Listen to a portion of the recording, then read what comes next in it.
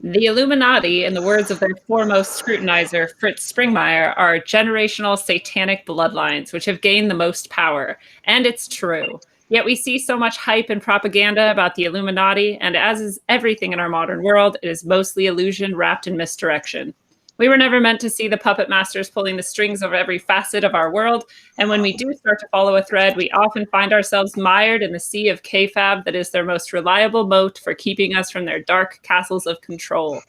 It takes a heap of discernment to stay on the track to discovery of these ancient evil fucktards, and we're here tonight to help you see the slimy trails they've left through history and let you decide for yourselves what is true. But before we jump in, I want to remind you all that you can support my work at patreon.com/rogueways or paypal.me/Corey Sharman, which is QUORRISCHARMYN. Write it down. And you can check out more of my work at rogueways.org and in the Eyes Open Facebook group, where we have curated a lively and loving community of open-minded critical thinkers. Additionally, Rogueways is very pleased to announce the formation of the Eyes Open Network. This new collective of podcasters is comprised of myself, Benjamin Balderson of Odin's Alchemy, Claude Furry of Talking Nonsense, Steve Poikinen of Slow News Day, and Brad Tracy of JFK to 9/11. These incredible hosts will get together at least once a month to deliver a State of the Union roundtable /squawkorama, and you can expect wacky antics, topical philosophical wanderings, and nearly illegal amounts of fun. But this content will only be available for Patreon members of Rogueways. So go to www.patreon.com/rogueways right now to subscribe. All right, so tonight, helping to part the mists for us, we have here my most excellent and dearest friends. Claude Furry is with us. Claude is my brother from another mother and the best researcher and follower of synchronicities this side of the Mississippi. Host of Talking Nonsense and other ventures, Claude never stops seeking out the truth within the mysteries that surround us all. Ever accompanied by his steadfast sidekick, Freddy the dog. Claude, welcome once again, and thank you for being here. Thank you so much for having me again. It's so much fun. Awesome. We also have Lee Chapman tonight. Lee is the Southern grilling maniac we all wish lived in our backyard. Lee will just as easily roast you up some delectable morsels and sweet baby Ray's sauce as he will shove a black pill down your throat and destroy every illusion you are ever saddled with by the agenda that seeks to destroy. A protector of everyone's stomachs and minds, Lee, welcome back, and thank you for being here. Thank you. Glad to be back. Awesome. We'll start it off with our classic pointless question of the episode. What do you guys think is up with those fast radio bursts that scientists are finding from deep space at an ever-increasing rate, which blast forth with the power of 500 suns? There's the official answer is that it's a pulsar or quasar, and it's going at a steady rhythm. And, we received that here on Earth a billion years later. But I like, and I wish I could remember the guy's name. We were talking about it before we went live.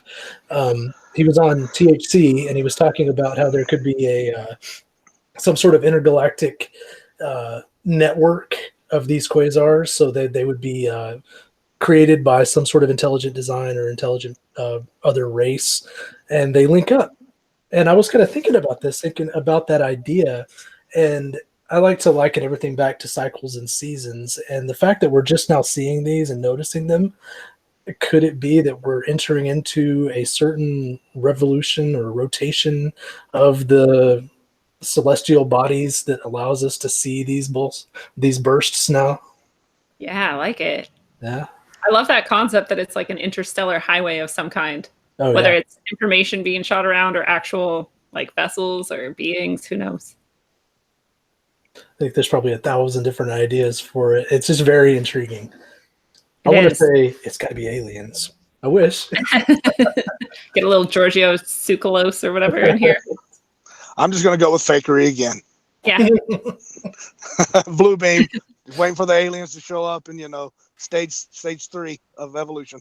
Let me go and take this black pill. There you go. I know. I was thinking the same thing. Like there's no way that it's coincidental that we have all of this disclosure hype. We've got the Academy to the Stars or whatever. We've got more and more in the news. We see more and more like supposedly credible sightings or government officials that are interested in looking into the UFO question more, like it hasn't been done before. And Hillary brought it up in her campaign, and it's just like, it seems to be heating up. And then now we have this like strange bursts from space that are regular and maybe a message, and it's like maybe too convenient. You have reputable researchers now. Well, it failed miserably, but they had jumped on the hype train right when TTSA came out. Yeah, I hate to be that way, but it is what it is. Right. We just had, in fact, I just shared the other day. I wish I could remember his name. He was a senator. He just retired, Democratic senator. He came out saying, "Oh, we need to reopen things like Project Blue Book and all this." And he was talking about this. He's not in Senate now. He was. But he's telling his contemporaries, "Hey, let's go ahead and start looking into UFO stuff again." So Harry Reid? Harry Reid, yes. Yeah. Why? Right. Yeah, we've like beaten it to death with the government. They've got like the Collins Elite and Project Blue Book and all kinds of things going on for years and years, and now they're gonna pretend that they denied, and then all of a sudden they jumped on disclosure bandwagon. The CIA didn't even try to hide it. They were using ex CIA guys to attach their validity. Oh yeah, and it even ties into what we're going to talk about tonight. There's a lot of tie-ins straight to it. So nice. Love it when that happens. So if aliens seem to show up suddenly, everybody just wonder if they're really aliens. There you go. That's my suggestion. Let's find out who he is.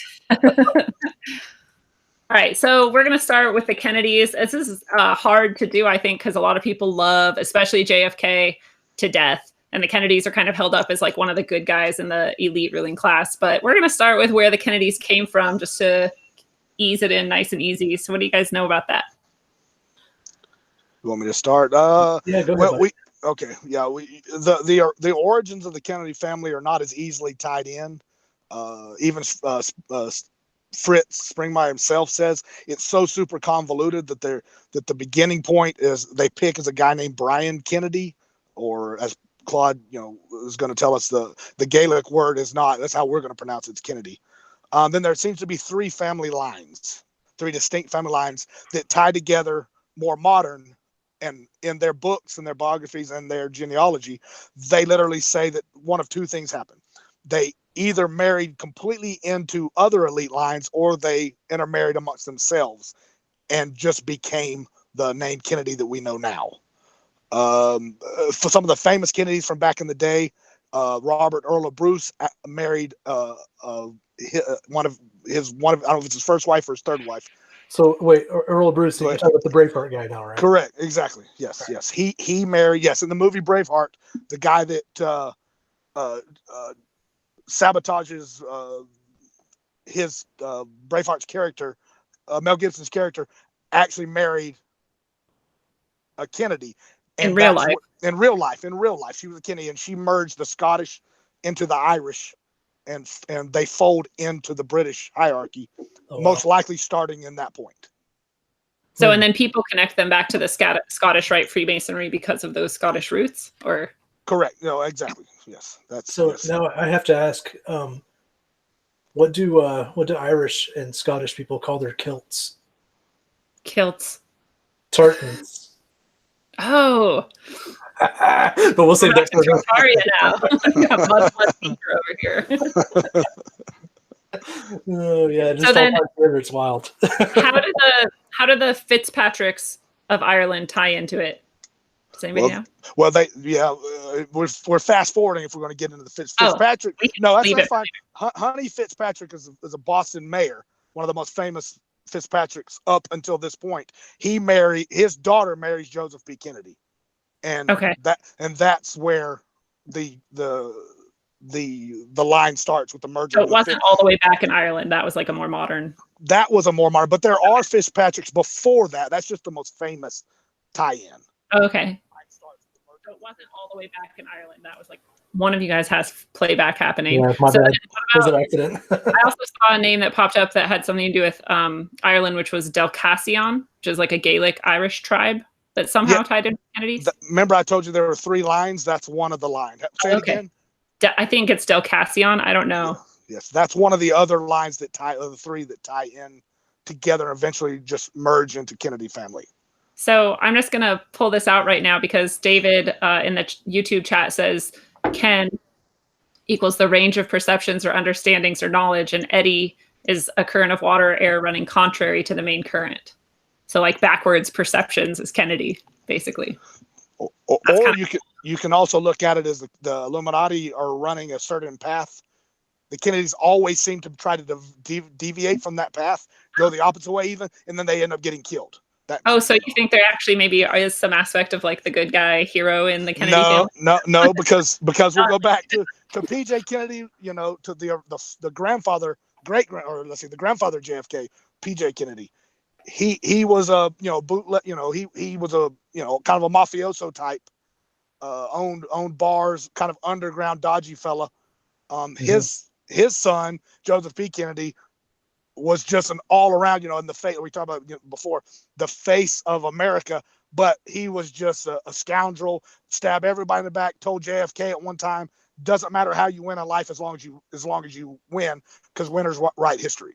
Wow. But see, it never really changed from that though, Lee. Never. And No, that's also the impetus of the Illuminati is, the end justify, or the means justify the ends. Yeah, no, I mean they go rogue though. You see Joseph Kennedy, he goes to England, becomes the ambassador to England, right? And he becomes a pacifist. He doesn't want America to join the war. You can look at that, and that's what in essence keeps him from running for president, because he always had presidential aspirations. Yeah. Because we'll go back, because we're skipping ahead. He goes to Harvard because his mom and dad, they want their family to be as American can be, because they were not given loans. They were discriminated for being Irish. Right. So that was kind of like the classic thing at the time too. Correct. Exactly. So Joseph P. goes to Harvard, and they won't let him in any of the secret societies. Right. They say no, yada yada yada. It doesn't happen. So right there, they're outsiders looking in theory, but I wonder though, because of the things that they were allowed to do and be the type of people, I don't believe they were nobodies personally. I don't think that in saying that, Joseph Kennedy also rescues a bank through his father's money and his father's ties into, and his father-in-law, and at 25 he's the youngest CEO of a bank in the United States. So they go from nothing to CEO of, I can't remember which bank it was. He was the CEO. There's something niggling at my brain, and it's regarding the we know how big blood sacrifice is, and in these families, and we know that if blood is worth something, if it's royal blood, et cetera, et cetera, et cetera, it's more powerful. It means more, and we know all of the tragedy that has stricken the Kennedy family. It's all on public record. This. We'll go over all of them. They just tend to die. Yeah, they tend to die, and I have to wonder if that family is just, what do they call it? The Kennedy curse. Kennedy curse, right? Right. They're like the sacrificial lamb. Are they set aside as this is the sacrificial bloodline? And if so, are they always trying to get out of it by trying to force themselves into other situations, make themselves more powerful? They don't want to be that, but that's what they were slotted as. This is the bloodline that is for sacrifice. I was wondering the same kind of thing, because it seems like they came out of nowhere and like intermarried and tried to get into these wealthy elite families. And you'd think if you already have this power and someone's trying to get in, you could do something like that. Like, sure, you can come in and you can do some things for us, but every once in a while you got to offer up some good shit. Well, I don't believe in coincidence, and I think if you go back to the 1600s and 1500s, when, like I said, they intermarried with the Earl of Bruce, who later on they emerges into pre different faction of the king and queens of England. They weren't nobodies even all the way back there. They even at 1500, 1600, they were somebodies. So I just don't believe that 1898 they just came out of nowhere as nobodies. Right. Even and I also find it odd that you can't trace. There are no pictures of the mother and father. I had heard some funny pictures too. Yeah. The original Kennedys that came over, which would have been PJ's mom and dad, there are no pictures of them. Now there's a lot of woo-woo blame it on the Rothschilds type Illuminati stuff that's not true. But it's also a known fact that they hide their blood, their true blood, and their true lineage. Oh yeah. Better than anybody else. So could it have been that the original Kennedys were, one of the Rothschild, or the Collins, that blood that predates the American, royalty blood? Could they have been that? And that's where it started, and that's why the supposed come out of nowhere line, it never really was. It was just their turn. And then it would make it not even a Kennedy bloodline. It would just be one of the other bloodlines. Here's another possible link in. I mean, I don't know if this means anything, but something that's been making the rounds on the social medias lately is that there were Irish settlements in the Americas prior to Columbus getting here. So right, I've heard that before. Yeah, and that it's all over the place now. I've seen several posts about it. So it makes me wonder. Well, we know Kennedys are Irish, so it's a possible tie in there. So yeah, predating. So how did? Yeah. What are some? We guess we talked about some of it, but what are some other ways that the Kennedys maneuvered into power or pulled some shady shit? Well, Joseph P. Kennedy went from, Harvard, married Honey Fitz's daughter, Fitzpatrick. He became the youngest CEO of a bank in the U.S. history at 25. Fast forward, Prohibition comes, and you have two stories. You have the Kennedy side of the family that say he was not a bootlegger, that he used his father's liquor stash from all his Boston Brahmin wharf bars that they had to create the Kennedy money, and he just pulled it out because by law, if you had liquor at the time, you could put it in the basement, and as long as you didn't import or get any or create any more, and you could prove that it was original liquor, you could still use it in your own bars. Let's talk about why that's important. The reason that's important, the key word there you said is Boston Brahmins. They were the elite society in Boston at the time. They would have been your go-to for liquor. Correct. For these high society people that wanted to get their, their brandy and their wine and their scotch, all this stuff they drank, all the illegal stuff. And the go-to guy would have been Kennedy at the time because of these inner dealings that he had. And there's no better way to make money than to make something illegal and then sell it. Bingo. Yeah. And they were at odds. The Brahmins and the Kennedys they did not mix until JFK. So after JFK, then they were kind of accepted. But before that, it was kind of the Kennedys and then the Brahmins, and the Kennedys weren't allowed into the country clubs. They weren't allowed into the secret societies. They were not allowed in Harvard. So Joseph P. Kennedy, he always harbored that, and he had his three oldest sons, and he always wanted them, even though he was quote unquote screwed out of the path. He wanted his sons to come in. So you have the Great Depression comes.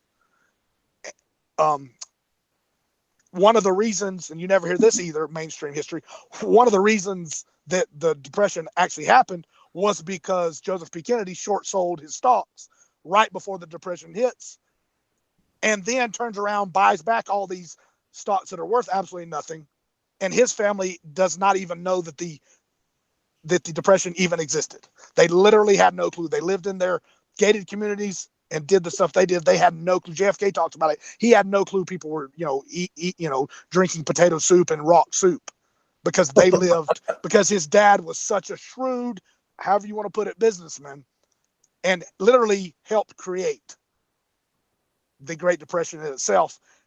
Fast forward, what happens? They make him the SEC chairman. People are going crazy after the Great Depression because, why the guy that literally caused it, and was it FDR or was it FDR that made him the SEC commissioner? Oh gosh, I had that written down. I can never remember. He said, in essence, it takes a crook to catch a crook, and the reason why he put Joseph Kennedy as the SEC commissioner was because he said he knows exactly the tactics that they use to cause it, so he can keep it from happening again. And in essence, that's what it did. Joseph Kennedy took that opportunity to literally cut off the rest of his competitors. What a convenient thing that you can just screw over everybody, and then the government is like, well, they're really good at it, so they can catch the other people, so we'll give them more power. It's like, that's not the real reason. The real reason is because that was always like slated to be what was going to happen. Yeah, That's just the the guy. plan. It's always the plan. Yeah, if it happens in government, it's not by accident, just like you said. Right. You know, there's always a reason for it. But there's so much fallout that comes from that too, because of the Great Depression. We had the rise of organized crime in America, you know, and which goes all the way through today. You know, it's almost created a blueprint for the America that we know today. With you know, you got your El Chapos and your, you know, stuff going on with Mexico and all the cartels. It's the same thing. It's the same thing playing out. It literally was a blueprint for how to run America, and all the way through the banking system, the Great Depression. We know that, and we'll delve further into the reasons for the Great Depression when we get into the Rothschild episode, I'm sure. But that'll be like a 3-part episode, probably. But all of it was planned. So I have to think the Kennedys weren't, and I almost can't talk about it without going into all that, but the Kennedys weren't, I'm sure, ignorant to the plans of the Rothschilds, considering they're part of this 13 family system, that the Great Depression was going to happen. Right. So, well, if you're the richest Irish American, period. Like Yeah. he was the richest Irish. He was at one point the head of the SEC. He was Mhm. he was the CEO of a bank at 25. Who runs the show? It's the Rothschilds. So of course it was insider trading, because that's how he, you know, he knew it was coming, because he sold it. He didn't sold his stocks like the day it happened. He had been selling them for like a year and a half. Short. So he drove the prices down. Him, JP Morgan, Chase, those guys, they inflated the market like they did the housing market in 08. They inflated the market by selling cheap stocks, and then literally pulled it out from under them. And that's what happened when the Great Depression fell. People started pulling their money out Black Friday. Yeah, sure. The Astors were involved in that too. We went across. Yes, yeah, absolutely. You have the Astors. And then there's also the other. There's creepings and back talk that the Kennedys also were in the drug trade, also not just the liquor trade. Yeah, but that. they also the Astors brought it over. The Kennedys helped them distribute it. We'll talk about the mafia real quick. If you look at the mafia, like you brought up, look at the way that the mafia runs. You have a whole bunch of families that work together but stab each other in the back at the same time. Yeah. You have the head, you have the Don. Everybody does what he says up to a certain point, and then they do what they want to do about each other's back. So that could be one way how the Kennedys keep getting the short end of the stick, because they were later arrivals to the party. The other 12 families could just be this blood sacrifice, which we believe that's, you know, fuels a lot of their rituals and the way they, you know, construct power or whatnot.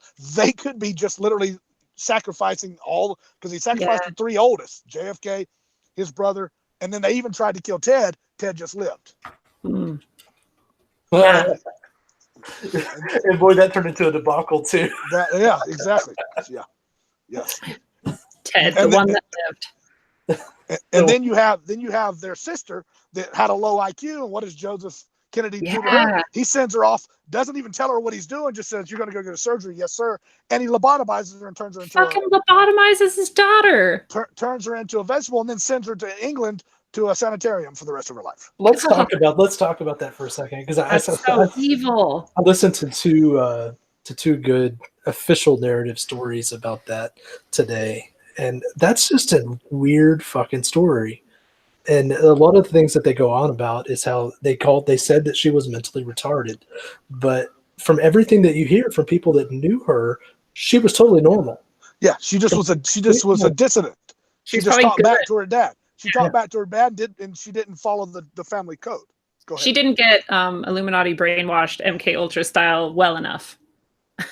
I'm guessing that's got to be it. It's we know that they've got a history of, in these families and families connected to them, they've got a history of torturing their children and, you know, breaking them and then bringing them back into the family, this kind of stuff. And I have to wonder if it just didn't take. And well, They also have a history of hiding their unfavorables, like Queen Elizabeth's sister Margaret or something. Yes. She The just one got where interbreeding, the bad sides of interbreeding is what you Yeah. did with that sister. Yeah, all hide the the evidence. Yes. Oh, it's sad, sad world. Yeah, no, So so I totally agree with Claude there that she probably was the dissident of the family. She didn't do what Daddy Joe said, so they stuck a ice pick in her eye and sent her over to England. God. Well, he even had Kitty, was it Kitty Kennedy? I think is the aunt that they don't really talk about much. That might be the wrong name, Kiki or Kennedy, or Kiki, something like that. Anyway, It's something like that. It's got a K in it. So she went and actually talked to doctors that were doing the lobotomy procedures at that time, and came back to Joe and said, "Listen, you don't want to do this. Here's what's going to happen if you do this, et cetera, et cetera, et cetera." He did it anyway, knowing that there was like a 99% failure rate, and she's just going to be a vegetable. The family story is Joe loved all of his kids so much he'd do anything for them. So he'd stick an ice pick in the corner of her eye. That just the narrative does not. Even if she's just a little bit retarded, really, you're going to stick an ice pick in her eye. Seriously, that's crazy. It just doesn't. The stories don't always. And then you have the brother story. You have Jack Kennedy, which is the real Joseph Jr. They called JFK Jack after his brother died, which is weird. Yeah. But the JP Kennedy Jr.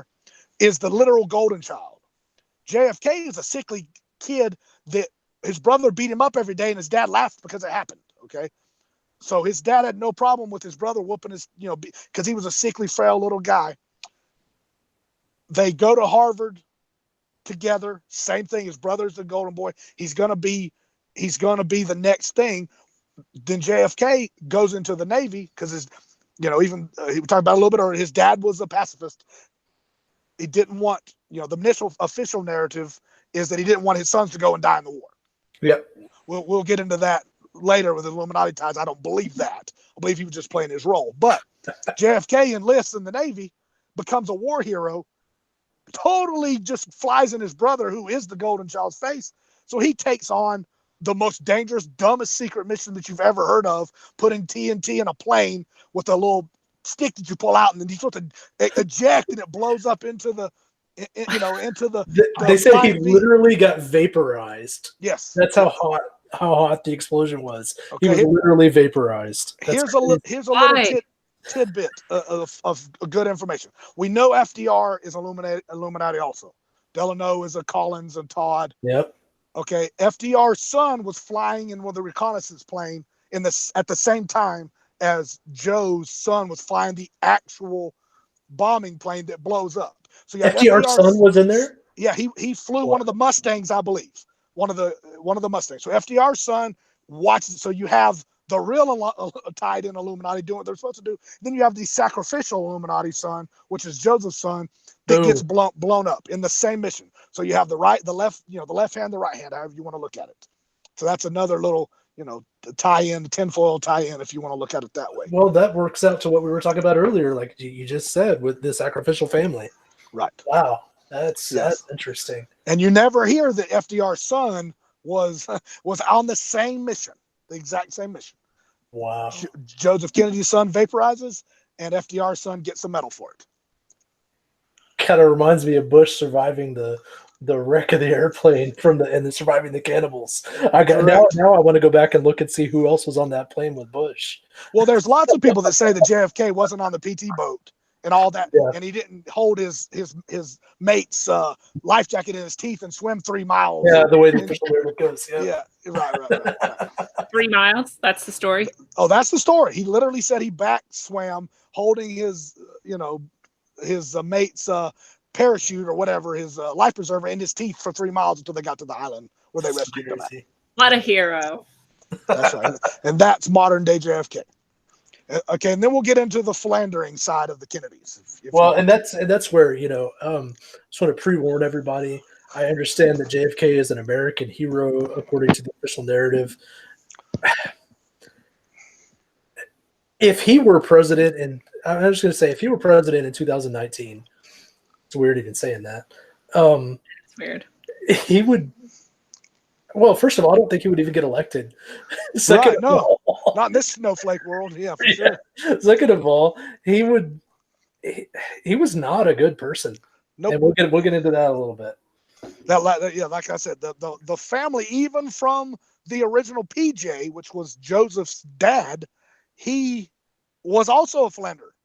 He was he also had girlfriends and kids out of wedlock and stuff. And then Joseph P does the same thing watching his dad, and all three. They don't like to bring up the Bobby because he had like 10, 12, 13 kids. But the original senior or junior and JFK were horrible Flanders. Oh, and then their dad Joseph goes and tries to start a new life with the Hollywood actress. Oh Joseph yeah, P. Kennedy. They have a movie company together. He about loses the family fortune because he's chasing her young tail around. yeah.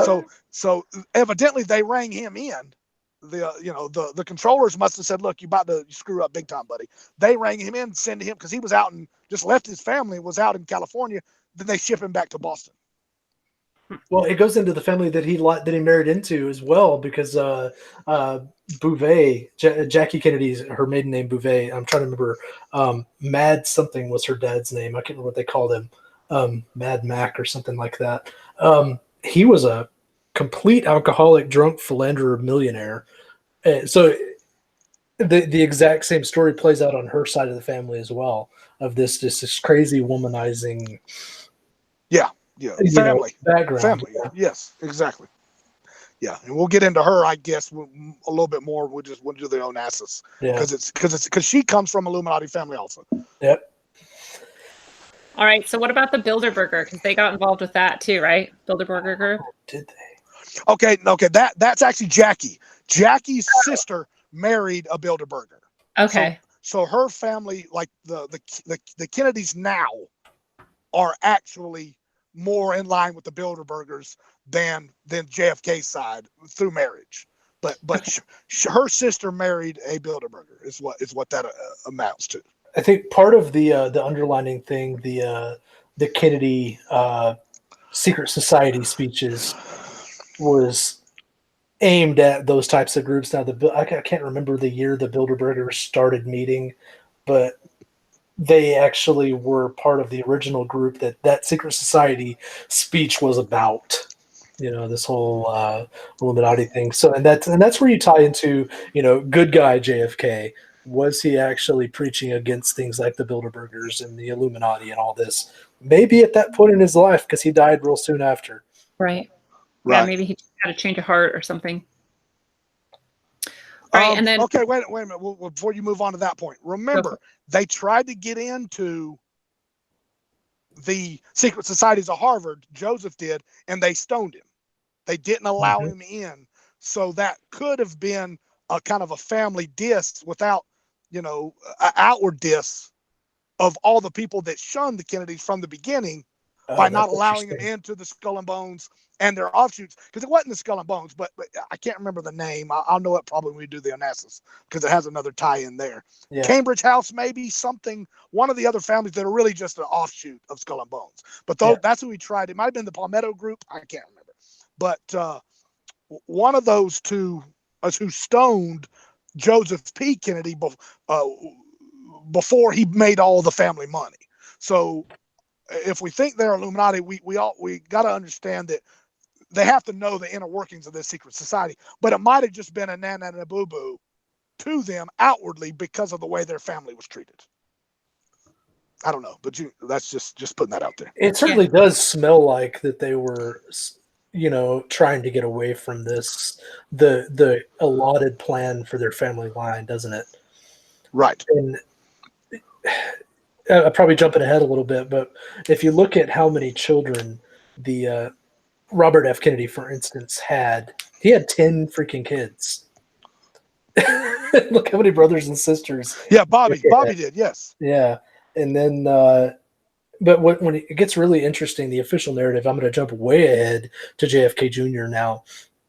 A couple of days before he died, he was begging his wife at the time, Caroline, to have kids with him, to the point to where she did not want to have children, but he was begging her to have children to the point that it was threatening their marriage. They were on the brink of divorce because she didn't want to have kids. And it's She probably wanted to save them from being raped and eaten. Put your ultra Illuminati, your ultra tinfoil head on, and say, well, maybe she knew. Right. She's married to the guy, therefore she's probably privy to a lot of information at this point. And now he's wanting to have kids to be back on good terms with this group of people that has completely decimated his family. Maybe, I don't know. Yeah. Well, there's no doubt. Family, all of them had lots of kids. Yeah. So there's no doubt he was just going to follow the family tradition. Have 8 or 10, and then even though he was too old at that point. But I'm just saying, have a bunch of kids and a couple of sacrificial lambs. And they probably sit around and talk about it at Christmas. and she wasn't having none of it. Jesus. Yeah, that's crazy. But, to play devil's advocate, Catholic families, I think what the usual thing you hear of is that they have a lot of kids. So yeah, because they don't believe in contraception. Right. It is a sin. Mortal sin. Heathens. All right, so I also found it interesting that they're associated. So it's not just Freemasonry, Bilderberger. There's also the Pilgrim Society thrown in connection with the Kennedys a few times, which has come up in other Illuminati Bloodline episodes we've done, and ties in with some of Derek Murphy's research, which you can go check out on another episode. But there's also this thing that one of them owned or was a trustee of the Ford Theater where Lincoln was assassinated. Oh, correct. Yes, correct. There's a lot of cool tie-ins with Lincoln and JFK though. Yeah, so it's weird. It's weird with all the fucking crazy numerology shit and the names. All the names line up. All of the. And I if you wanted, I could go find a thing and name off all the tie-ins for that real quick. So let's at least do a few of them so people who don't know can see how it's impossible that it's a coincidence, right? And then that they become the trustee of their theater where he died is just another fucking fuck you to anybody looking at it. Well, you have the lore says the Pilgrim Society is the top roundtable group, so they're not just way above CFR, way above Bilderberg. No, your Pilgrim Society is where your 13 families are represented. See, because I never even heard of the Pilgrim Society until we started doing this. There's a reason for that. You're not supposed to know that. That's internet stuff. Before the internet, nobody knew about it. That should make everyone want to go watch the Derek Murphy Portals episode even more because that shit ties in with it and it's crazy. Okay, so I'm just going to read this off of Wikipedia real quick because there's a cool list, and it goes on and on. I'm just going to pick some highlights. Okay. So start at the beginning. Both presidents, Lincoln and JFK, were elected to the House of Representatives in 1846 and 1946. Both presidents were non-Masons, and both of their successors were Masons. That's interesting. That is interesting. Both were losing candidates in their party's vice presidential nominations of 56, it'd be 1856 and 1956. Both presidents were elected to the presidency in 1860, 1960. Both died after being shot in the head. Yep. Both of their predecessors were the last presidents to be born in their respective centuries. Well, that's weird. That is weird. There's a lot of bizarre ones. What's the one with the secretary's name? Because don't they have the same? Yes, I'll get to that one. Both, right. So his secretary, actually, I know that one because I listened to her talk today. It was cool. Her last name was actually Lincoln. Okay. And Lincoln's was. She was his. Kennedy. Yes. What the fuck? It's so bizarre. And it goes on and on. Both presidents were known for their wit and elegance, blah, blah, blah. Both presidents had been captains of their ships in private lives. Lincoln on a riverboat, Kennedy on a PT-109. Both presidents suffered from a genetic disease. Lincoln had Marfan syndrome. Kennedy had Addison's disease. Addison's. Yep. Okay. Good Lord.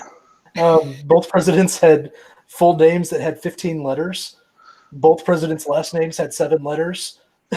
They both talked out against the Fed. They both talked out against the Fed. Dude, that's what got them killed. I'm just going to say it. Lincoln was shot by John Wilkes Booth at Ford's Theater. Kennedy was shot by Lee Harvey Oswald in a Lincoln automobile made by Ford. What the That's crazy. It's freaking bizarre. Both assassins were shot and killed with a Colt revolver. Both assassins were Southern white males born in the late 30s, 1830s, 1930s, who were both in their mid-20s. Both looked exactly the same with hazel eyes and brown hair in their mid-20s and were both 5'8". I wish we had pictures right now to show people when we thought of this ahead of time, because it's creepy. But yeah, it goes on and on. There's so many synchronicities, and But we then it all makes me know. like, is it like simulation theory and the shit just runs out of like plots to shoot into the fucking simulation, or is it that like that is how crazy they are with their detailed planning, that they're like wanted it to be aligned? I use the second one. Yeah. It's not coincidental. It's they intentionally align that up. Well, and they do. I think that's part of predictive programming, and I think that's how good at it that they are. Honestly, they've had thousands of years to perfect predictive programming to the point to where they can do it so well. And what's the best way to do that? You get somebody that's beloved. You make a leader beloved by the entire nation, Lincoln, and do all these things, blah, blah, blah. Centuries or decades later, the nation is made to love him.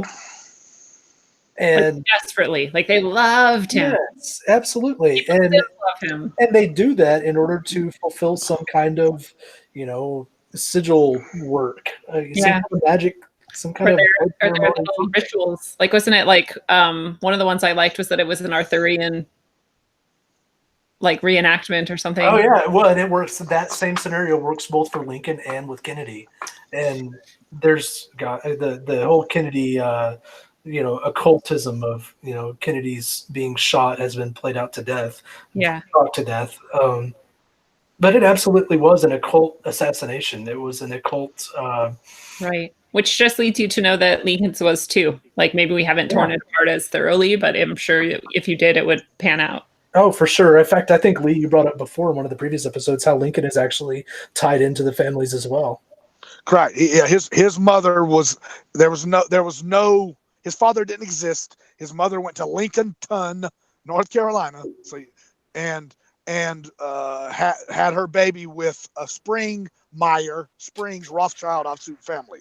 So you look at the name, his last name's Lincoln. It really happened in Lincolnton, which we know is a satanic / Illuminati town. Yeah, it makes me wonder if we could actually, if we were able to find the information, if we could tie the Kennedys back to the Lincolns and show how they're the same family. Well, you can tie them to the Collins and the Todd. That's all you. So technically, if you can tie it to the to the Collins and the Todd, then you can tie it to Abraham Lincoln. Right. Yep. Because that's both of his genealogy, or AKA Rothschilds, if you believe the tenfold story that that he's really a Rothschild.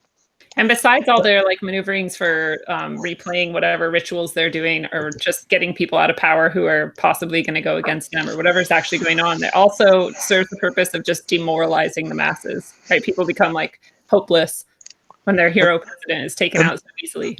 That's all part of the magic. Right. Yes, absolutely. That ties into it. I think it's the aftermath. I think it's the act itself often is just as however you want to use magical, or creates the waves they need to steer the path right in the direction they need to go. In my opinion, all that ties together. Yeah, it gives them like the energy to drive their will. To where we're in with Hollywood these days. We don't really see assassinations these days of public figures as we did in the past with Kennedy. In fact, I think Kennedy was probably one of the biggest, the last big ones. But well, who knows if Reagan was intended to be actually shot or not? Yeah, you get my that's point? True. That would have been even, that's the 80s. Right, but he wasn't as well loved as Kennedy at all. Oh no, he was not as loved, but no, Reagan was the after Kennedy, the next most loved president was Reagan. Yeah, he wasn't that much less. But my theory is that with modern day cinematography, Hollywood, they don't have to use that type of public figure assassination to perform their magical feats anymore. That you have thousands of eyes on a screen looking at these movies that are going through these emotional storylines, and they're able to make you happy one minute and sad the next, and millions of eyes on the screen doing this, going through these emotional responses. That casts a spell just as well as assassinating a beloved public figure does. Everyone cried when Gandalf fell off the cliff, in Mordor, and that's powerful. Well, what do they not have? What do they not have in '69 that they have now? for everybody, in every house, everywhere. Wi-Fi. No, TV. TVs, What TVs, do you- Wi-Fi, cell phones, all that. What do you call a TV show? What's the word? What do you call it? Programming. So they don't. People are programmed literally 24/7 now. Yeah. So back then, you listen to radio. Audio by itself is not as programming as visual and audio together. Right. So go ahead. You almost have to look at it as, as we're digging into this old stuff with the old Illuminati, family lines. This type of information is going to be a lot easier to tie down and find information about than spells probably cast from the 80s and beyond. Right. It's going to be a lot easier to find this information than it is going to be able to, because you'll have to go through hours and hours and hours of cinema to figure out exactly what were they trying to do between these 3 movies that were released in the summer of '85. What were they trying to do? How were these 3 movies tied together? So and also there's a whole lot more of it too. Also, yeah. So you're not going to sit and spend like for this episode right here 20 hours of research just on the Kennedys. There's 300, I think, what they say, 300 million hours of YouTube a month recorded. Oh yeah, a it's month. crazy. A month, yeah. So the amount of bandwidth of data that you have nowadays is, you can't. There's no way in 50 years they'll be able to sift through it. So that's what I love about this rise of like the YouTube and just independent researchers and people talking amongst themselves without being produced by some nefarious hand, is that we're programming ourselves still, but we're programming ourselves with something that we love. And I promise you all, I have no subliminal messages. I don't understand the science of like music and sound and visual in your brain, so you're safe with me. I would say, however, and I'm just going to throw this out there, be wary of blue light, because that's how they transmit it. Blue light? Blue light. If you want blue light, yeah. If you want to put we have the blue light filters on our cell phones. Turn those on, people. Right, turn it on. But I'm going to show you. I don't know if I can actually demonstrate it right now, but pay attention when you're scrolling through Facebook and Twitter, because you'll go across a certain post. If you've got your blue light filter on, it'll disable your blue light filter on certain posts. It's funny because you told me that and I had just noticed it the same day. It's like a new thing that I feel like they rolled out when they realized that we were turning it off. They're like, okay, you can turn it off, but we're going to turn it back on when we want to. It's so fucking weird. And the first time I saw it, I was like, oh, that's a glitch. And then it kept doing it. And I was like, oh, fuck you, Facebook. Seriously. Yeah.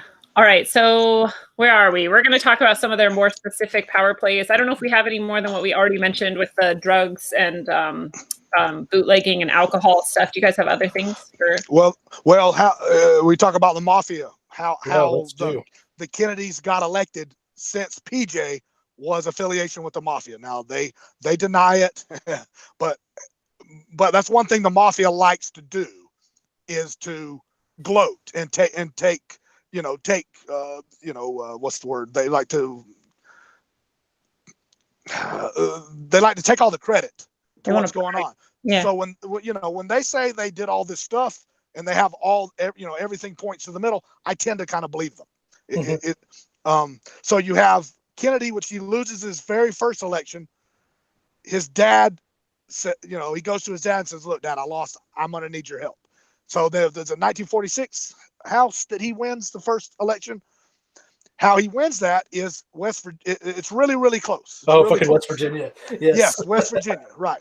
So, he his dad goes to, is it Marcello? I can't remember which one of the crime bosses at this time it was, and I think it was a Bonato. But okay, so they go around and they hand out, money, whatever these people need in West Virginia, and it's like, look, here you go. Remember JFK's your man. So they win. It's the closest election in that time ever, right? Like 0.01% or something he wins by. Go ahead. Well, I was going to say, one of the things that they say in the official narrative that helped them win actually that election in West Virginia was Jackie. They thought that West Virginia was going to hate her because she was like this debutante lady. West Virginia, they're all, backward, Protestant backward rednecks and Protestant and all this. And here comes Jackie. And they thought, in fact, his campaign team didn't even want her in West Virginia at the time. she came anyway because she was very skeptical of JFK, and their marriage was on the rocks at the time. So she goes anyway. So the official narrative is that she went, and the West Virginians loved her, and that got him elected. Yeah, that's the official narrative. That's not what really happened. Right. What really happened was right. No, that is the official narrative. But the mafia says that they got it done. And every time that the Kennedys got help from the mafia, they stabbed them in the back. Mm-hmm. So you have that help. You also have the 1960 election against Nixon. The mafia helped.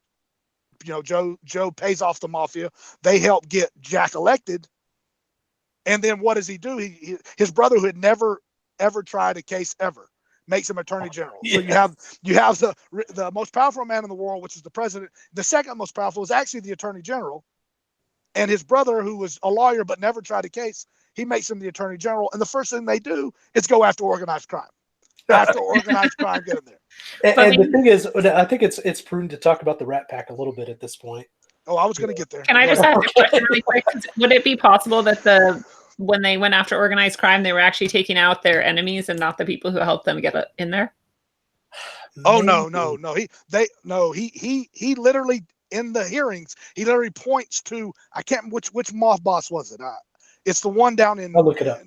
In Louisiana. But he brings him in front of a house judiciary meeting and literally says, "You're the man that's causing all the problems." He literally points, to the mob boss and says, Bobby does, and says, you're the actual thing we're wanting to root out. And he supposedly is the one that helped him get into office. Carlos Marcello. Marcello, I was right. Yes, Carlos Marcello, who was also like an OG Italian mobster. That's just for everybody's knowledge. That's where the word and the term "the Godfather" comes from. It's Carlos Marcello. Yes, exactly. So every time they had a chance to help the mafia out after the mafia helped them, supposedly they stabbed them in the back. Well, a little synchronicity. Carlos Marcello's wife's name was Jackie. Right. Yes. And Bobby Kennedy actually gets Marcello deported.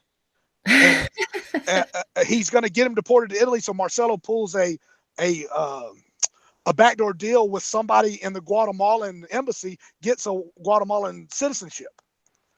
And so they have to start all the process over. So Bobby Kennedy just kidnaps him, sends him to Guatemala, drops him off at the embassy, and flies back. And then Marcello comes back and applies for what do you call it when they? He says it was an illegal deportation because the Guatemalans never said they wanted him to begin with.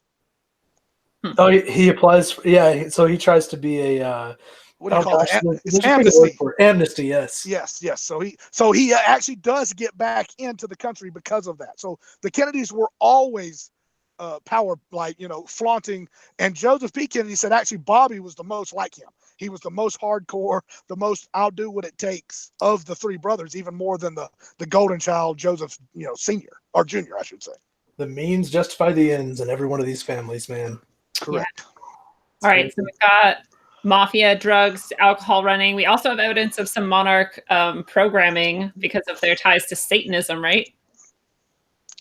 That's where I ran into a lot of roadblocks. Well, but we know for sure that LaVey was Marilyn Monroe's handler or whatnot, said he's the Church of Satan. Correct. Well, that whole thing. I think let's talk about how Marilyn. So JFK actually met Marilyn Monroe and Jackie Kennedy around the exact same time. And Marilyn Monroe actually came from nowhere. She came from nothing. Yeah, she was. What was her original name? Oh, I'll look it up. I knew it. Yeah, but she literally came from nothing. She had no idea who her father was. She was one of these perfect candidates for MK Ultra programming that we would know of today. Yeah. So, and she ended up that he met Jackie and Marilyn at the same time. She actually thought the entire time that their affair was going on, which was 8 years, that she was going to marry JFK and become the first lady. It's just a totally bizarre, weird story, right? And that affair it got nefarious. Anything that Bill Clinton ever did, he had nothing on. Yeah, seriously. Okay, here's some real tinfoil stuff that's going to go off the rails, but still, nonetheless, it's still a theory that's out there. Wait, can I yell this out first? It was Kathy told us Norma Jean Baker. There you go, Norma Jean Baker. Norma Jean. Yes, Thanks, that's Kathy. exactly right.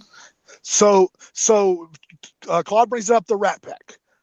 The Rat Pack, we obviously know, most famous Frank Sinatra. Are you guys familiar with the Cray twins of England? No. The name, yes. Okay, the what? The name, yes. Okay, you've heard that expression, yes, cray. Yeah. Meaning crazy. It actually comes from the Cray twins in England. That's they were weird. mob bosses that were sadistic. They were closet homosexuals, and they were sadistic in that they would rape and kill little boys and stuff, even though they on the above board they were married or whatever. Okay, the Cray twins, they supplied the royals their little boys. Jesus Christ. Okay, that's where Charles and them, when they were young, got their boys. Remember, was it the Profumo scandal where the high English guys got busted for the pedo and they all had to resign? It's called the Profumo. Yeah. There's like a street that they did it on, and they also call it by that. I can't remember the name of the street. That's actually that whatever the word is. Okay. Yeah. Okay. Maybe somebody like tell us. the Cray twins supplied those guys, the boys, like the boys' home did Bush's and them Franklin scandal. in the Franklin scandal. Okay. Well, Frank Sinatra got his bodyguard from the Cray twins. Oh God. Okay. Frank Sinatra's bodyguard also doubled as Kennedy's bodyguard when he went to the clubs with all the mafia guys and whatnot. Oh God. The Illuminati tie into the Cray twins is their father was actually, their grandfather was actually a Rothschild. Oh, Jesus Christ. That's how they got away with everything they did in England, was because they were literally Rothschild. Edmund de Rothschild, I believe, was the one. Edwin de Rothschild's grandkids, and that's how they got away with it. And that Marilyn Monroe actually was doubled by one of the Cray twins' prostitutes, and that she was taking back information, pillow talk from JFK back to the Cray twins, who was giving it to MI6. Well, because that would be the ideal MK Ultra result, would be that you'd have this sexy like goddess that somebody wanted so badly, and they trust them and send them information. And see, JFK couldn't help himself. Yeah. He was such a philanderer that they would get him all drunk or whatever. Then they would switch him to the blonde movie star. They have pictures of her who they think she could be. And like I said, it's all tinfoil, but still interesting nonetheless. Right. They have pictures of what she looks like, and in low light in a club, you honestly, a few drinks and you probably would not realize which one was which. And not that ultimately. Oh yeah, I would not know. No, exactly. But that's why they ultimately sacrificed Norma Jean, was because she served her purpose. Oh, we lost you, Lee. Yeah, no. no, I'm good. Oh, okay. I'm not going to. Just phone issues. We're good. Yeah, she's so clearly suicided that it's bizarre to even imagine that anyone believes that she would have killed herself. Oh, for sure. I mean, but she also wasn't mentally stable either. She wasn't mentally stable at all. No. If you go and read some of the interviews or some of the interviews with the people that knew Norma Jean or Marilyn Monroe, she was pretty cray-cray herself. Yes. Now I'm going to feel icky every time I say cray-cray or hear cray-cray. I know. I didn't know there's a movie, a modern day movie that was 2 or 3 years ago about the Cray twins. You need to go watch it. You'll like it, Claude. I think Brett just brought it up. Yeah. Message it to me later, because that's interesting. I had no idea about. You always bring the fire, dude. Yeah, you both do. All right, so I guess they were also involved in eugenics or death care, also, right? The Kennedys. Oh, of course, they're on every board of every eugenics company or eugenics foundation on the planet. Ever since Joe Kennedy was he was like Ford. He was out. Here we go. One of Joe Kennedy's either sister married Henry Ford. No, so it had to have been Joe's brother married Henry Ford's daughter for about 1 year and then divorced her. That's another one of those quote unquote Rothschild Illuminati tricks where they tie the bloodline in. And I can't remember, I ran across that tidbit, but one of the Kennedys married a Henry Ford's daughter. So I want to say it was one of PJ's other sons, or it might have been, I can't remember. I'll have to add that one back. But that was one of the big tie-ins. And of course, Ford was a leading eugenicist. Okay. Right? Yeah, which all of them seem to tend to be eugenicists in the end, basically. Because we're just filth. We're just the unwashed masses. And then they also have these tie-ins with the British royalty. So there's something about the Queen dressing up in full regalia, even though the Kennedys were supposed to be like kind of lower, like Scottish, Irish immigrants, and gave them the introduction, the blessing to come to the United States and work with the Astors. So they also are tied in with the high ups over there. That ties right back into, where the Kennedys actually kind of began, as far as we know, in their journey that Lee brought up earlier with the marriage to the Earl Bruce. Bruce, right? So that puts them directly into the same lineage as the Queen of England, or in the same family, rather. And so, it just makes sense. But that also begs the question, if the Queen and the royal family at that point would get into full regalia for this, does that mean that the Kennedys are above them in the pay grade? Could. Yeah. I don't know. So wait, did we covered all their name changes in their... I think it's worth it to go back and look at. Yeah, because we mentioned the Delcassians and the Fitzpatricks, but then there was more, I think, that we had uncovered. Yeah, because David, I think in the chat, brought up some stuff about the name, the word meanings earlier. But before we started the chat tonight, we were actually looking at what the original Irish Gaelic of the name Kennedy, which is a Cinne with a little apostrophe IDIGH, Kennedy or something, however. Kennedy. But in the Gaelic, it actually translates directly, according to Google, to helmeted chief. And if you dig a little bit deeper, the beginning of the word, when you tie it together, you split it apart.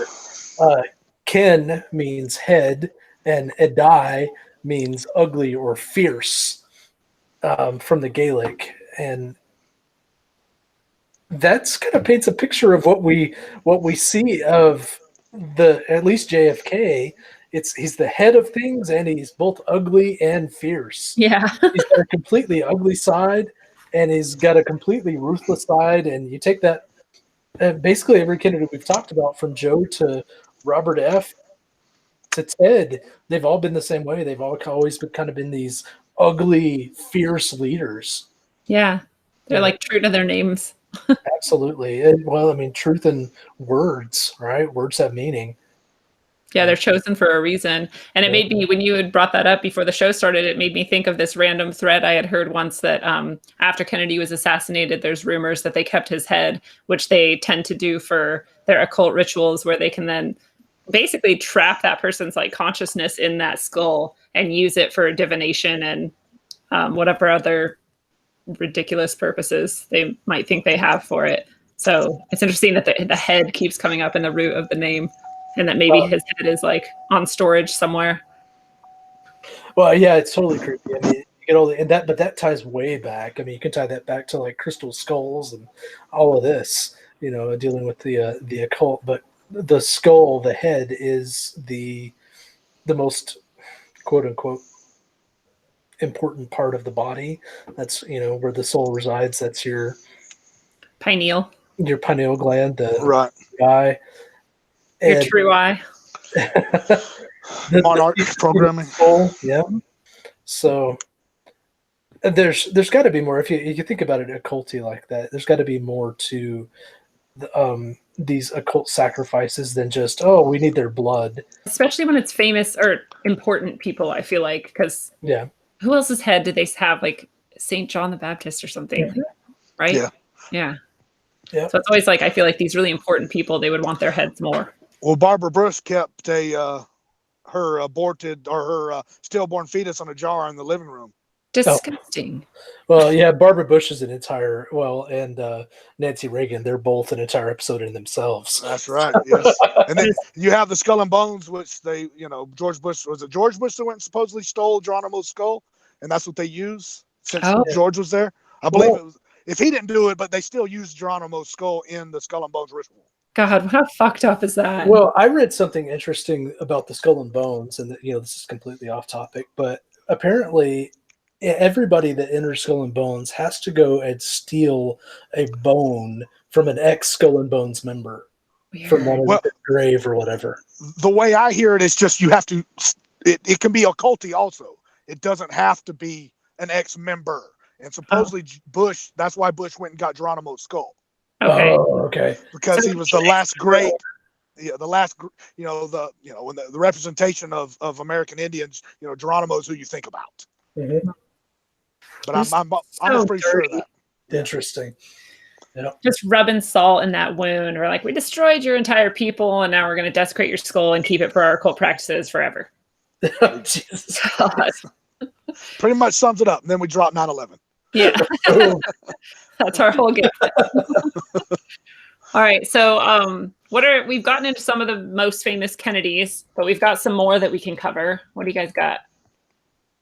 Oh gosh, there's so many of them. You've got a ton of doctors. Can I start with one? Many of them. Yes, go ahead. Okay, so we've got Matthew Kennedy way back in the day, and he's hanging out with Saint Germain, which is he's always supported beautiful, wonderful, like Saint Germain. Like people love, especially in the New Age community, love Saint Germain. They call on Saint Germain. So like maybe this guy Saint Germain isn't so great, but he's hanging out. Matthew Kennedy's hanging out with Saint Germain. No, Saint Germain's definitely a cult. But anyway, that's a different story. So we'll let Black Pill us do it. So then they're hanging out in Ermenonville, where they have altars made of human bones, and they carry out blood rituals. Correct. Over in France. Of course. That's where you're talking about the occulty part of the Kennedys. Yeah. I forgot about Saint Germain. So there's a pretty good tie-in to satanic shit right there.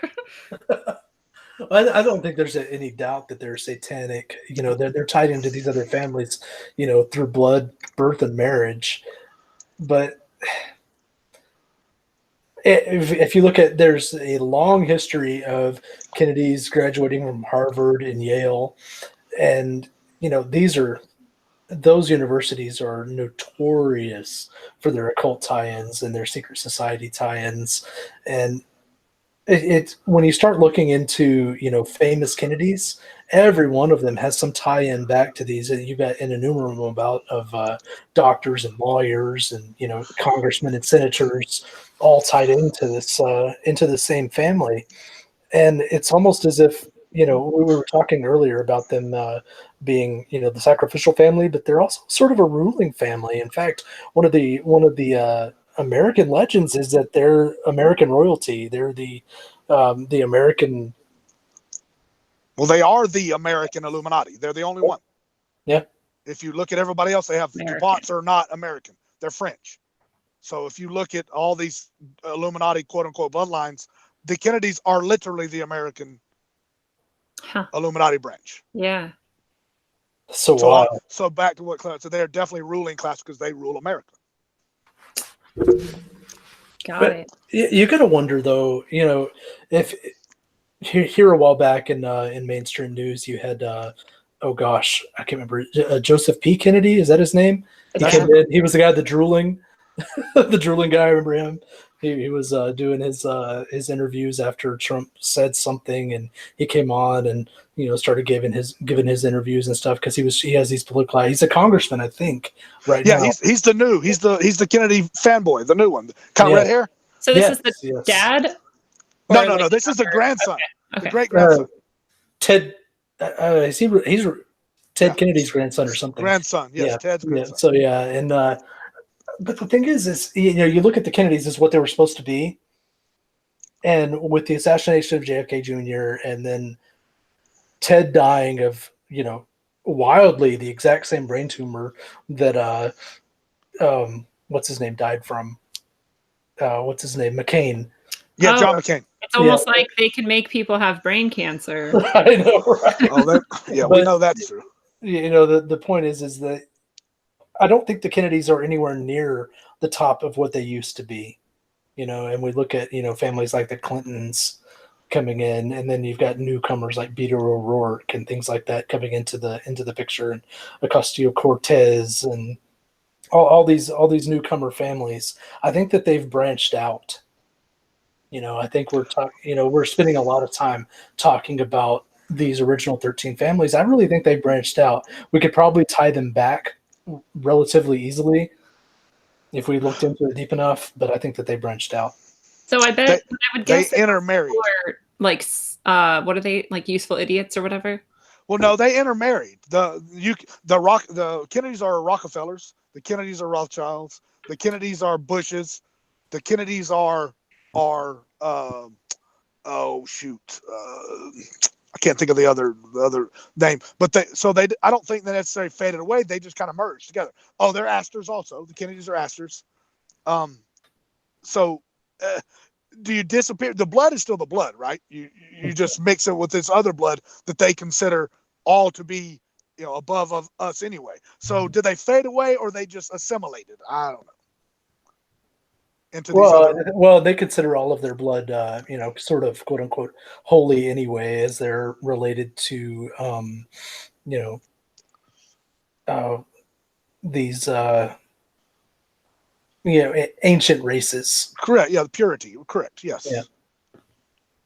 Well, and like Steve just pointed out, the Bush family kind of has exterminated some of the Kennedys. So if they're like related, they're not playing very nice with their family.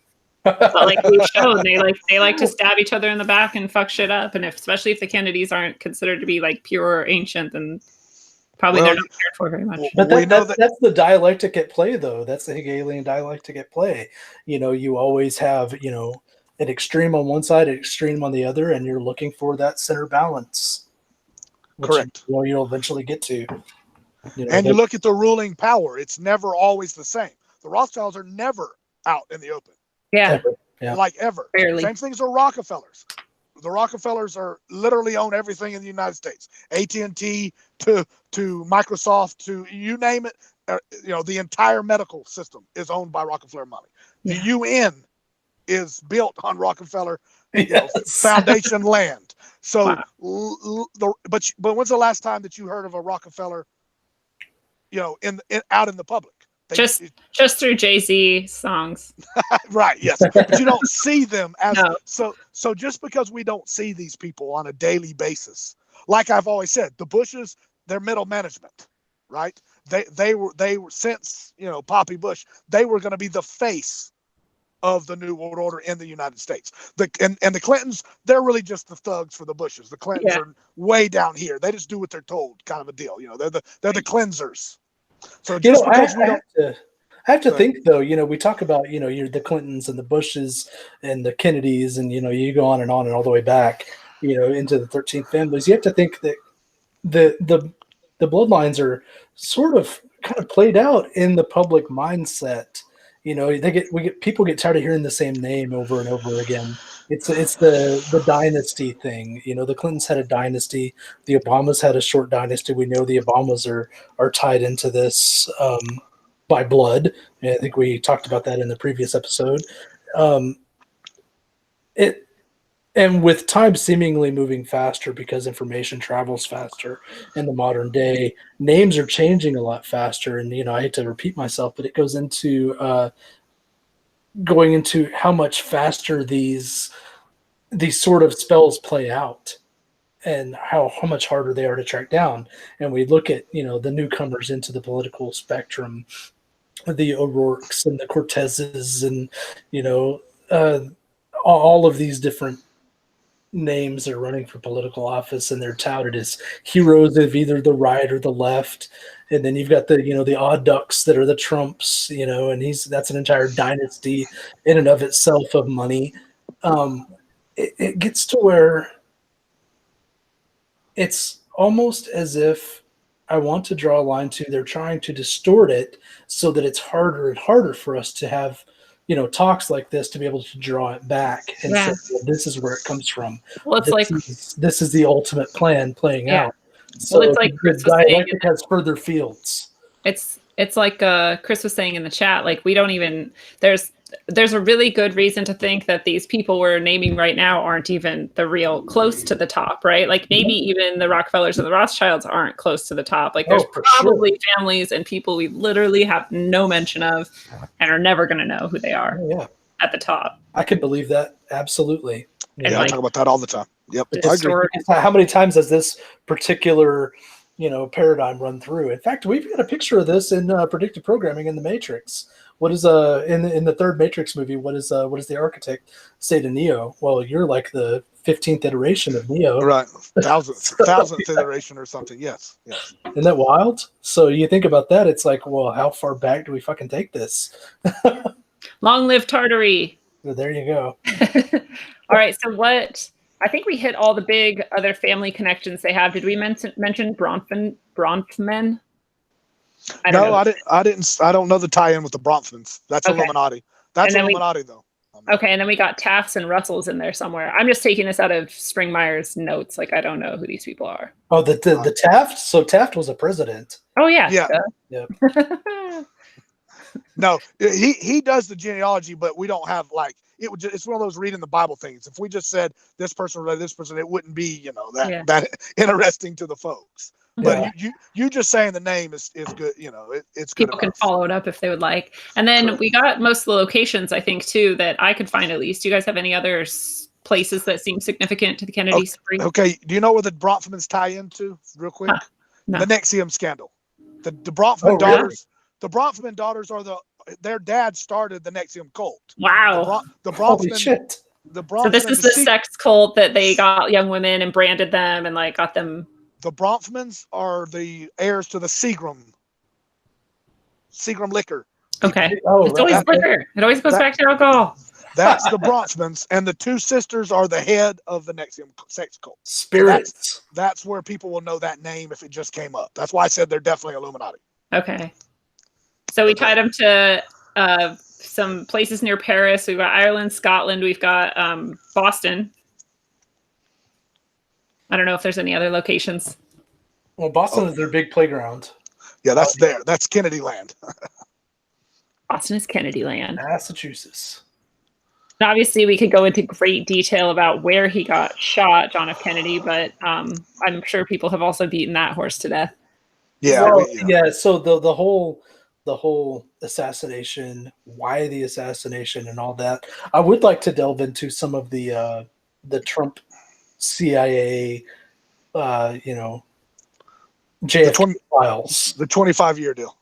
Yeah, let's dive into Trump talking about JFK and releasing the files, if y'all want to.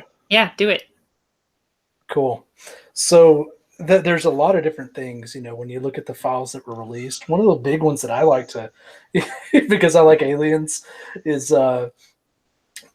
when one of the documents that was released was specifically about a couple of days, let's see, on November 12th, 1963, one of the big releases during the Trump JFK files releases was directly from the CIA, where he was asking the CIA for access to all files related to UFOs, extraterrestrials, aliens.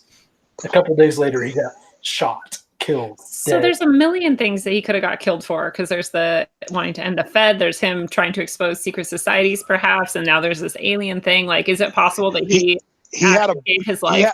He opened up a back channel to the Russians to switch their UFO. We would trade notes on the UFOs, and that's what Claude's alluding to. It's a very famous that there's actually the name of that piece of paper you're talking about has in the ufology world. They call that piece of paper as it's a whole big can of worms they talk about. The disclosure. There we go. He one of the big things. Remember, here's the actual document right here. I don't know if you can see that or not, but yeah, there's the actual document where he's asking for all files, and he wants them by February 1st, 1964. And he requested this on November 12th, 1963. Before the paper was ever actually released, or he got the information, he was dead. He said nothing to see there under the blackened part. That's just So there's so much redacted that it's ridiculous. Right. And that's actually one of the less redacted ones. Most of them, you have the Majestic 12 document that came up, the story of the 9 that happened. What is it? A week before JFK was assassinated. well, they had the seance with Bell helicopter guy that. Oh, you're talking about the nine. That's what you're the talking nine. about. Yes, the nine.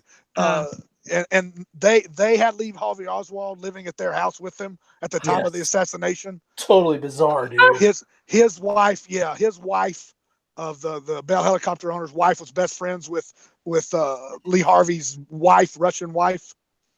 So I mean, you can tie. There's so many angles to hit with the JFK. That's why I said if we want to do a crazy JFK, we could delve into every aspect, because it literally is a spider web among spider webs of I could sit here and do why the mafia did it. I can sit here and do why the CFR did it. I can do one about the alien. Why the CIA did it because of aliens.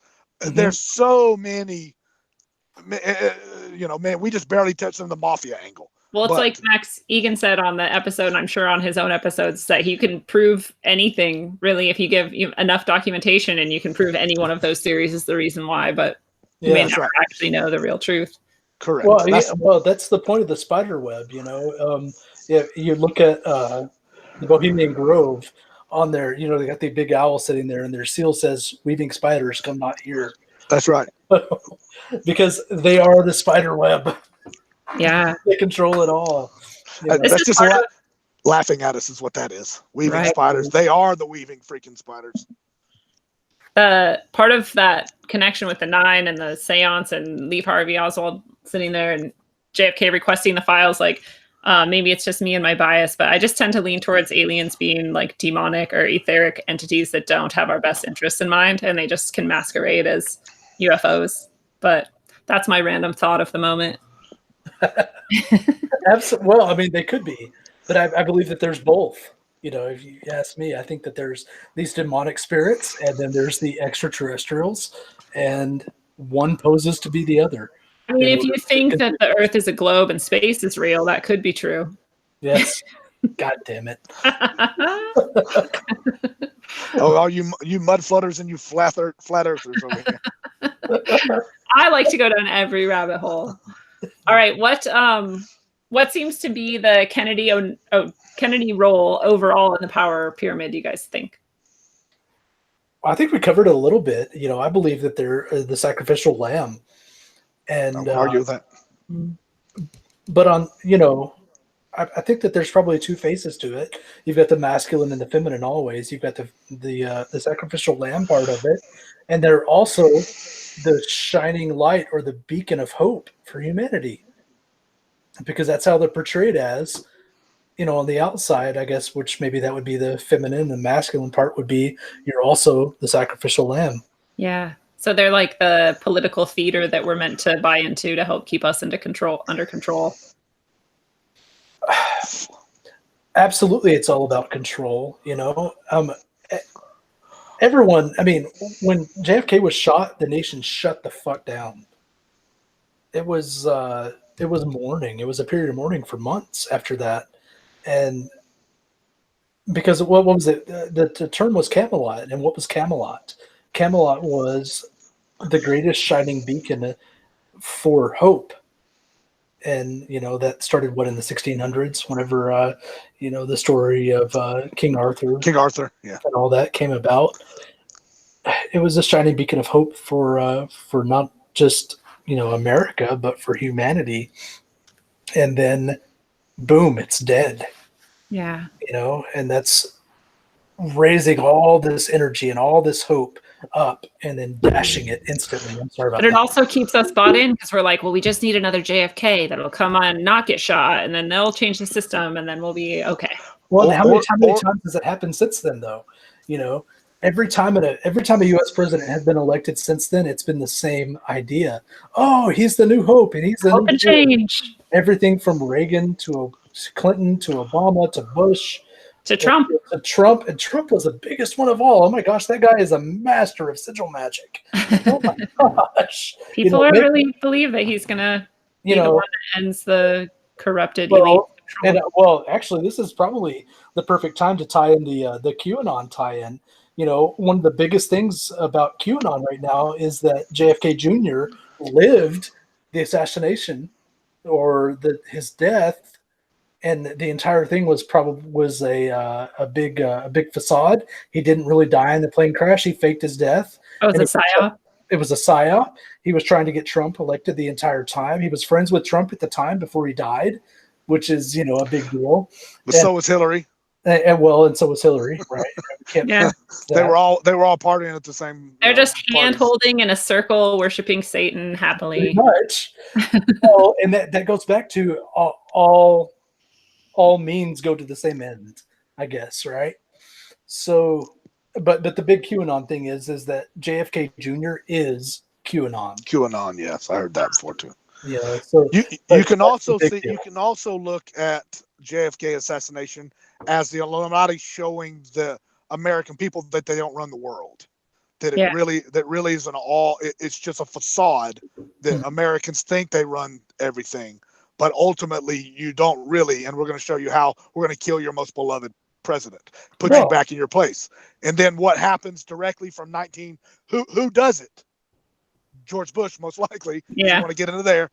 Who then becomes the most powerful family from 1960, fast forward to who just now died. It would be the Bushes. So you have a transition from the American family Kennedys to the American family, the Bushes. And the Bushes were instrumental in starting this whole New World Order vision and rolling that in. Correct. Yeah. Well, you got America as a general, as a whole also. And I like to think of America as a big capacitor. And what does a capacitor do? A capacitor holds energy, and it holds energy, and it holds energy until it's time to release it. And then it starts gathering energy again. And that's the way a capacitor works. And if you're thinking about sigil magic or, magic in general, that's the way magic works. You want to charge something, and you charge it, and you charge it, and you charge it, and then you let all the energy go at once, and you use it to flip a solenoid. Like the Keck symbol. Like the Keck, exactly. The Keck is the perfect example of that.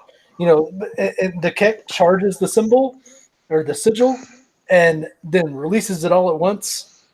And, it does something, whatever its intent was.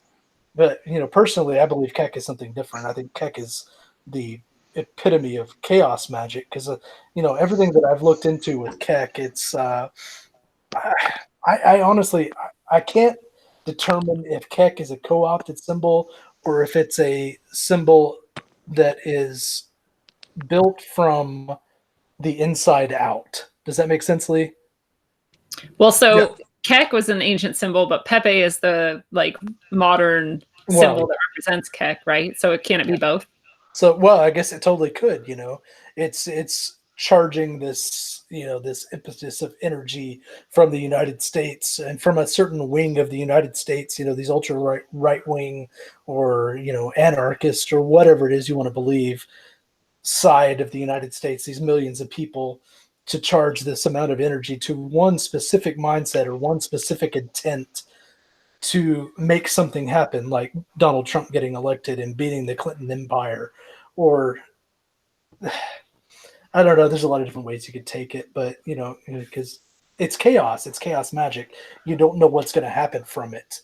You put the energy out there, and whatever happens, happens.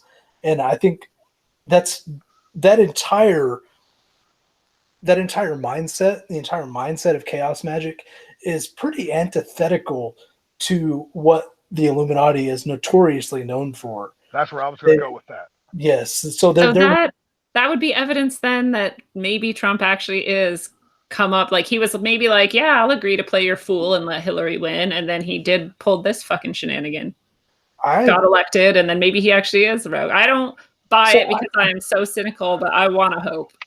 That's the way that I lean, except for the fact that chaos magic is chaos. It changes with the whims of chaos. So maybe that's what got Trump into office. Yeah. He rode this impetus of change and chaos. Well, how do you explain but it gets co-opted. How do you explain away his Rothschild ties? Yeah, he's definitely still in the club. I would never say he's not in the club. Well, that's the thing is, but maybe he fucked them. We were just talking about JFK. He didn't play the role he was supposed to play. And maybe he could time travel, and so he gets out of all assassination attempts. Sorry. Oh, God. No, see, that's a big one. So with that's why I can't personally buy the chaos, because it's not, if you follow the way it's gone from all the way over here on the right all the way to where we're at now, in my opinion, none of it has been chaos whatsoever. Zero. Yeah. I just can't, and I can't buy, if everything up to flipping Trump is non-chaotic, how can Trump be chaos? Yeah. Well, and on that same note, Lee, you've got a ton of predictive programming that proves that Trump was supposed to be president right now, Right. all the Exactly. way from the 1800s to now. Including the shit that promotes Richard time Nixon travel. wrote him. Richard Nixon wrote him a letter that said, "When you are the president, the people are going to love you." He didn't say if. That's a letter that's on his desk. It literally, from Richard Nixon, says, "When you are president." They were best friends. We all know that Nixon was probably the biggest scapegoat in political history. Not to mention, like the Trump time traveling stuff, the Biff Correct. or whatever from yes, absolutely, Back to the Future, and all these other things that basically predicted him. And then Ronald Reagan shook Trump's hand and said, "This man is going to make a great president one day." There you go. Yeah. Oh, so my God! You have the Nixon physical, like that. We can't deny that. People have seen that letter, so it that really happened. Whether and then like Claude said, you have that. Richard Nixon had a very famous, his spiritual person was actually the call-in spiritualist that was on the everybody used to make fun of. She had her own show. Cynthia Brown or something? No, something like that. And she supposedly is the one that told Nixon that Trump would be the president. Huh. And told her, it's so crazy, Nixon to go make friends with Trump. And then Trump used to fly Nixon around all over the United States in his personal jet. So when Nixon wanted to go to a party over here, he rode with Trump. So I just can't believe that it's chaotic and white knight stuff.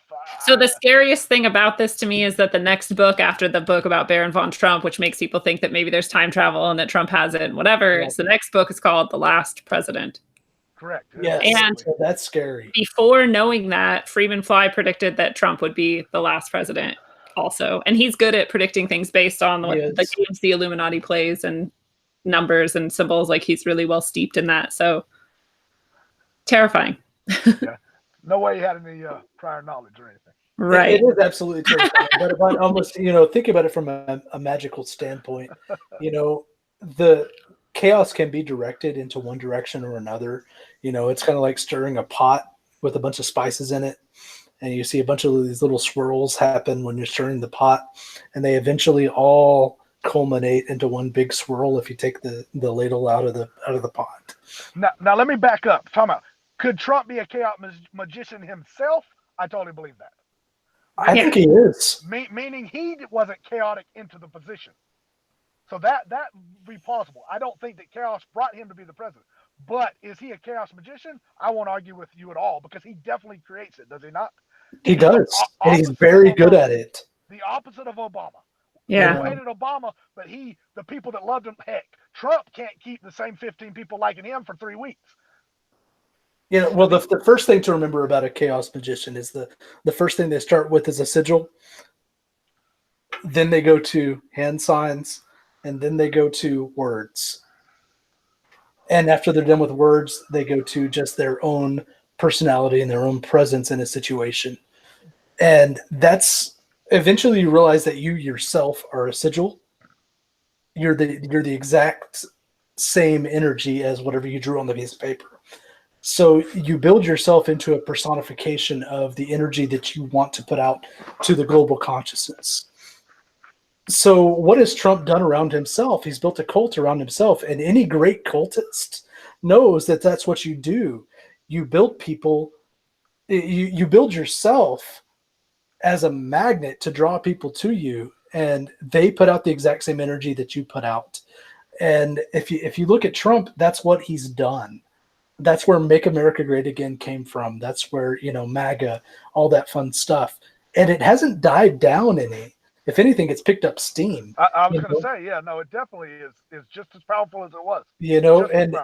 And the main thing to look at to make the argument as to why it's just as powerful, the detractors have gotten even more powerful than they were before during the election cycle. Why would they be more powerful now and more anti-Trump now than they were during the election cycle unless his magic was fucking working? And he also seems to be sucking the magic from some of these other magicians. Look at CNN. Oh yeah, the absolute for sure. worst ratings. Mainstream media is the worst.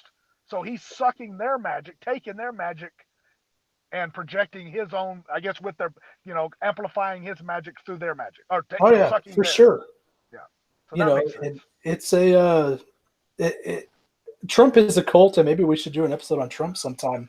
I was going to say this somehow turned into the Trump episode, even though Well, the thing is that we should do an episode directly. It ties directly back to Kennedy, though, because Kennedy really the JFK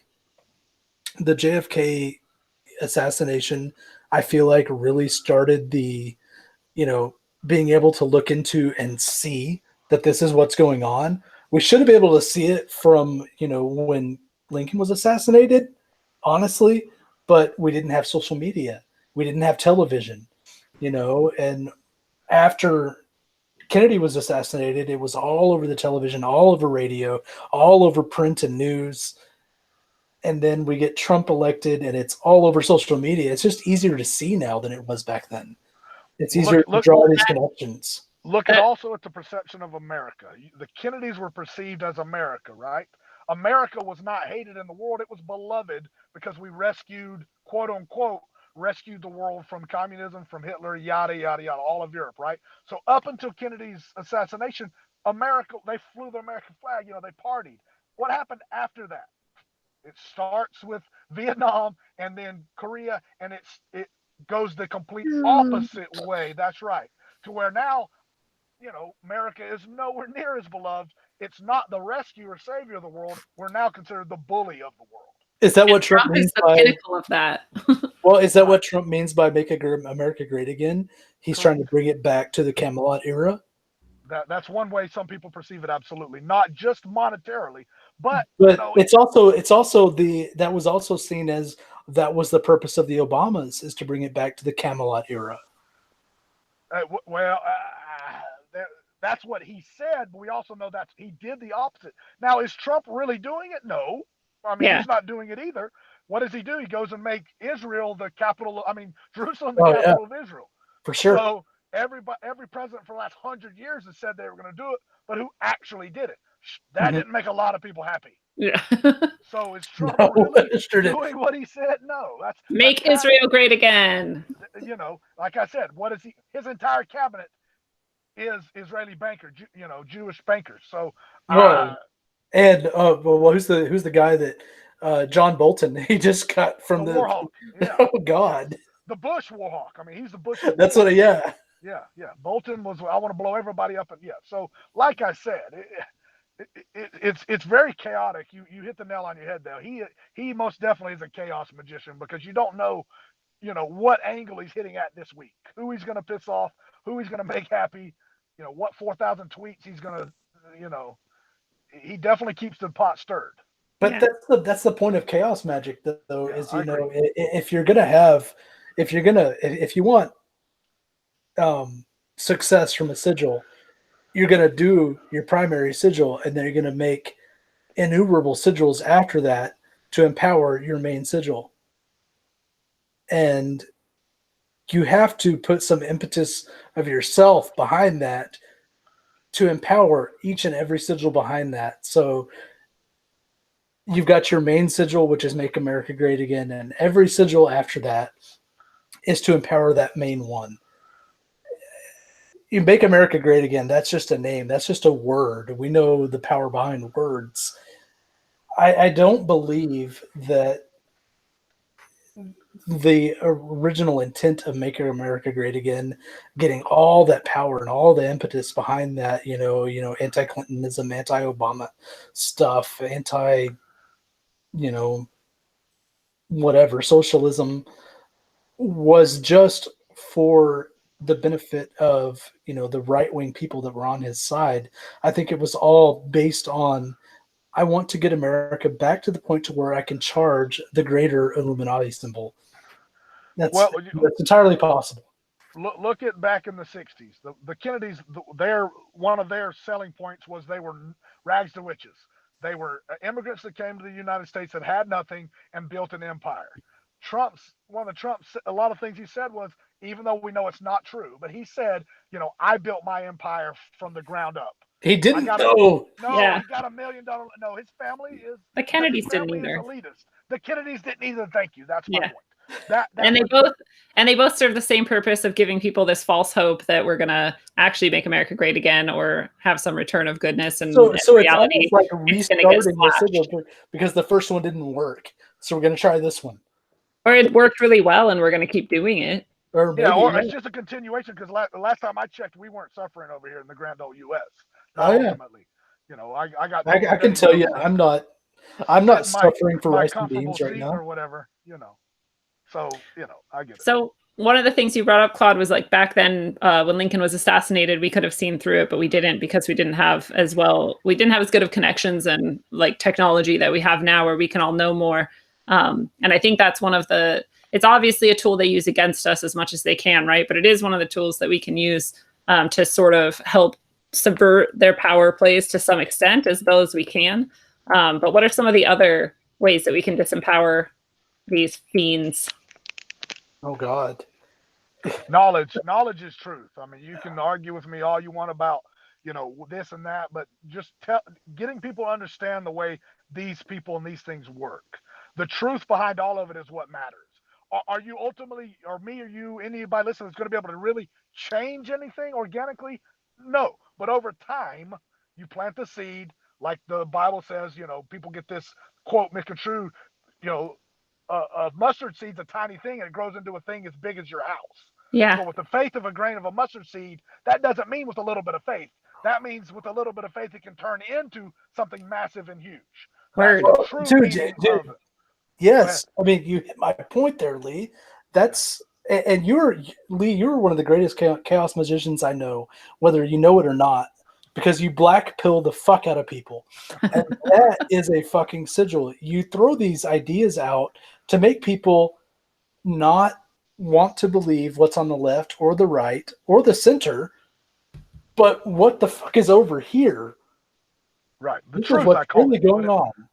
Yes. Whatever you think, like you hold on to your false dichotomies. That's why people get so mad at me when I introduce the fact that, wait a minute, let's drop back and think. Is this really what you love? Yes. Well, let me show you what the truth is behind that. And then everybody gets butthurt with me. Nobody wants to be disillusioned. That's what it is. Yes. Like so getting the truth out to people plants the seed. And the more people that can awaken, just like in the Matrix movies, just like in anything you want to look at, the more people that can awaken, the stronger we can be. Nice. But it's got to be based off of truth. It cannot be based off false dichotomies and false truths. You have to understand the bottom line of this stuff, and then build up, because a crumbly foundation is a busted foundation. Yes. Nice. And that's that goes directly into, here's the black pill, but you have to accept this, and this before you can accept the black pill. So Correct. You slowly introduce information into people's minds. And I think that's what builds this massive libertarian movement that we have right now. And everybody sees it, everybody's like, taxation is theft, sure it is. But what goes beyond that? Why is it theft? So you see a libertarian that's a libertarian for about 6 months, and then suddenly they're an anarchist, and I fall right into that fold. Yep. And that's why I'm saying it. Yep. I wouldn't if I didn't believe that. Ben Fesser is one of the main reasons for that. And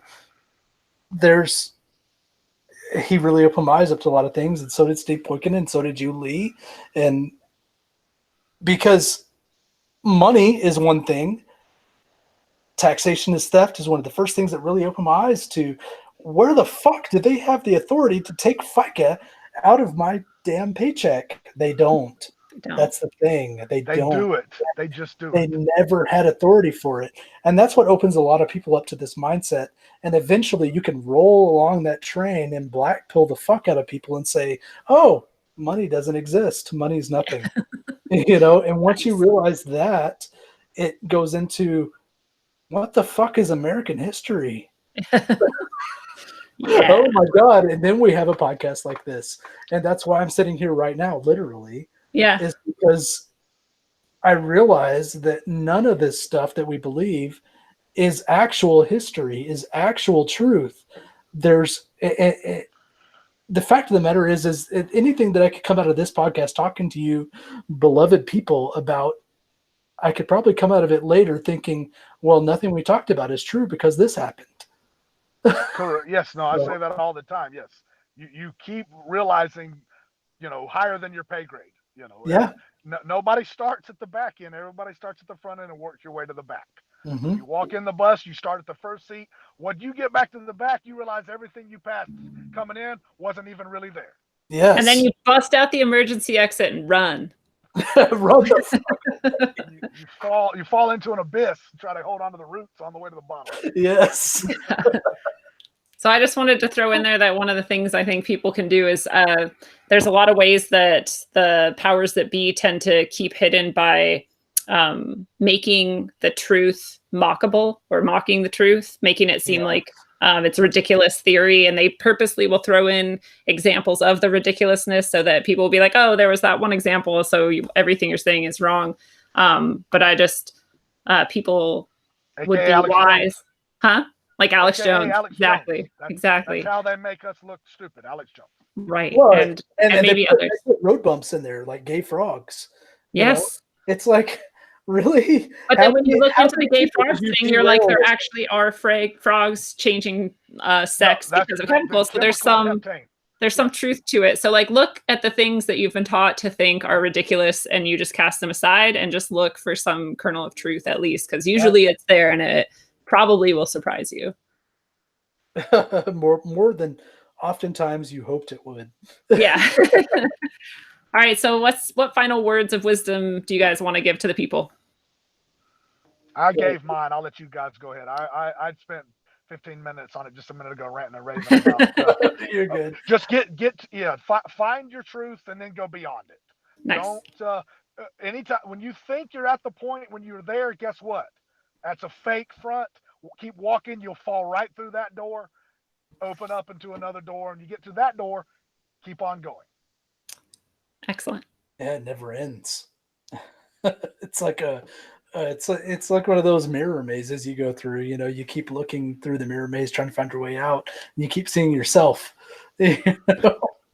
So, but I really think it's if the media or pop culture or whatever it is gives you a hero to attach onto, question why they want you to attach onto that hero.